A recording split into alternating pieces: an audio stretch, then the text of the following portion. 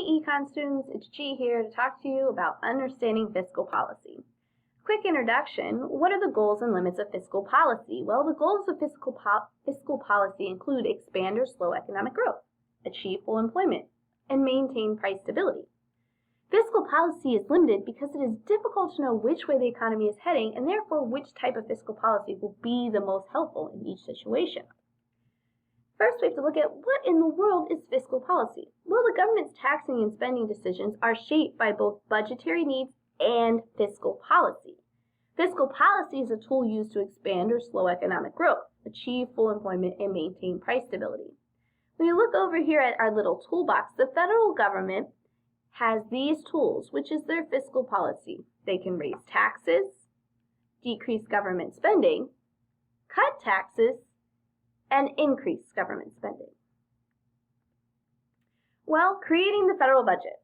We start with the federal government makes key financial policy decisions each year when it establishes the federal budget.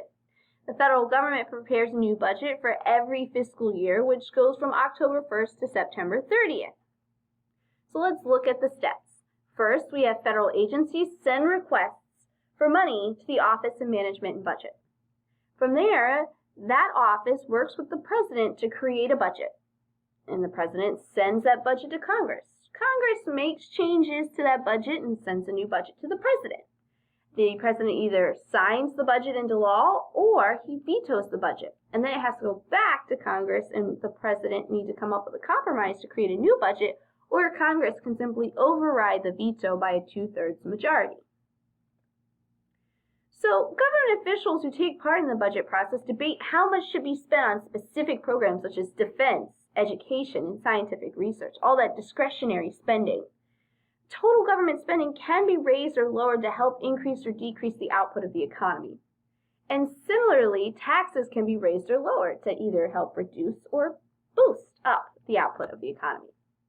So we start with expansionary fiscal policy. We're trying to expand the economy.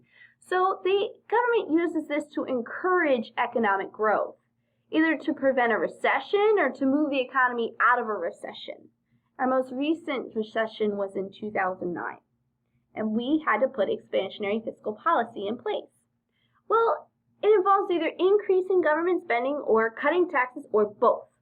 So to expand the economy, the government buys more goods and services, and then companies that sell those goods and services to the government earn profit, which then they pay their workers and investors and might be able to hire new workers. Workers and investors have more money to spend, so they shop and they eat at restaurants, and those shops and restaurants then have to hire more people to meet their needs, and so in the short term, government spending leads to more jobs and more output. All right, we see that over here. This is the original demand or aggregate demand. We increase that, and so therefore aggregate supply has to increase as well. Okay, higher output. Sometimes, though, the economy is moving too fast and growing at such a high rate that we need to bring it down. We have to contract it. So we use contractionary fiscal policy.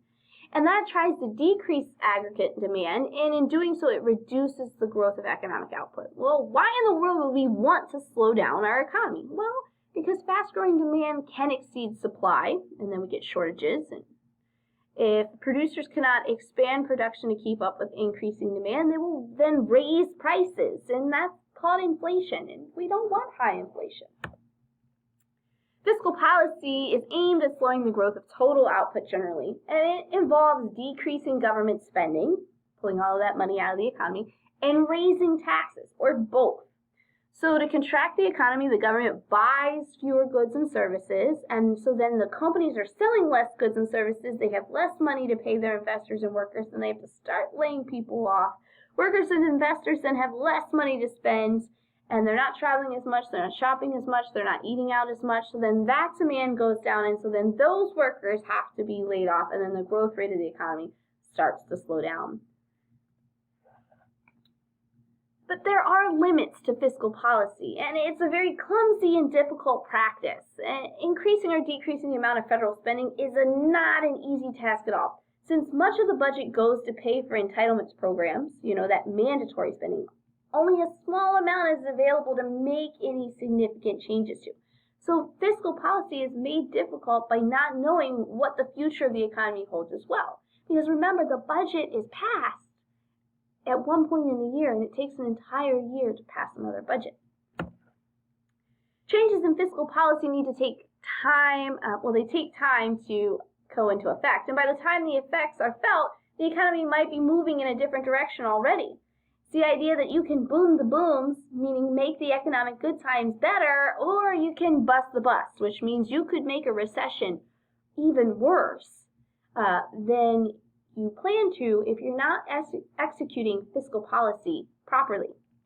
Government officials must enact policies that please voters in order to get reelected, so they can't go too far from their platform, and officials often struggle to keep voters happy while doing what's best for the economy.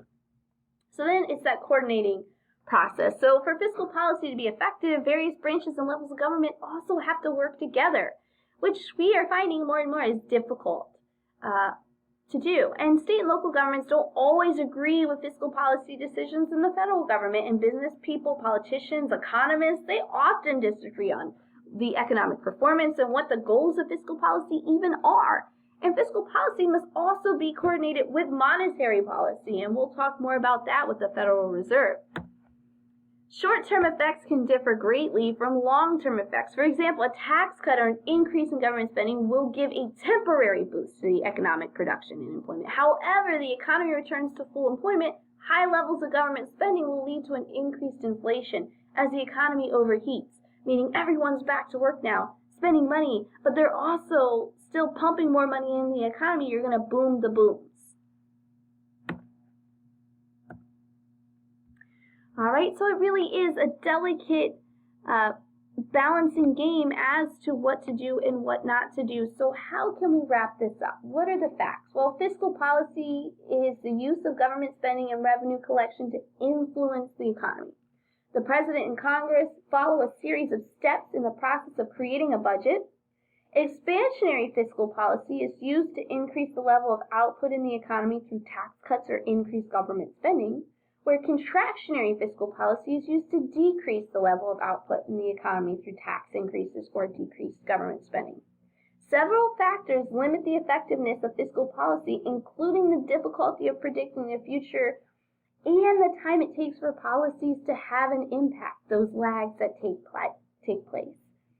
And the generalization, if we were to wrap this up in one beautiful sentence, the government uses fiscal policy to manage the growth of the economy, promote full employment, and maintain stable prices.